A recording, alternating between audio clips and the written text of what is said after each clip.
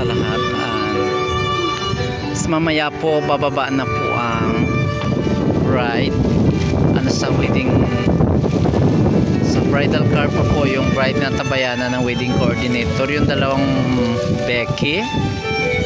Waiting po sila ngayon for the entourage po. So mga ilang saglit lang. Napakaganda ang church, really solid, gawa sa kawayan. Napakagandang store. Sakop ito ng Tarlac, Paniki Tarlac. So hindi ko alam ang place, so ewan ko lang kung noon place yung mga guest nila. So napakalawak na simbahan.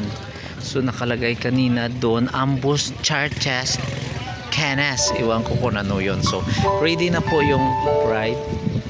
So yan po yung bride na ready for entourage po. Yung mga personal sponsor, yan na po sila.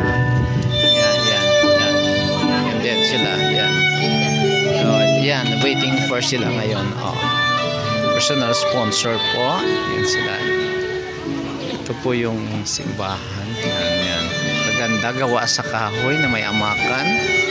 So mga lola mo, mga bigatin ng mga ninang. Si Beck, napakagandang Becky.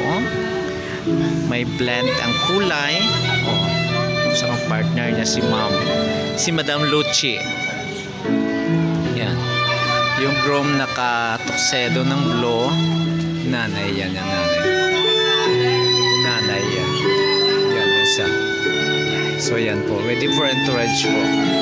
Yung bride po, nandun pa siya sa car, ready pa po si Becky. So naghahantay ngayon. So tabayanan natin mamaya ang pagbaba ng bride po. So wag po kayong salita na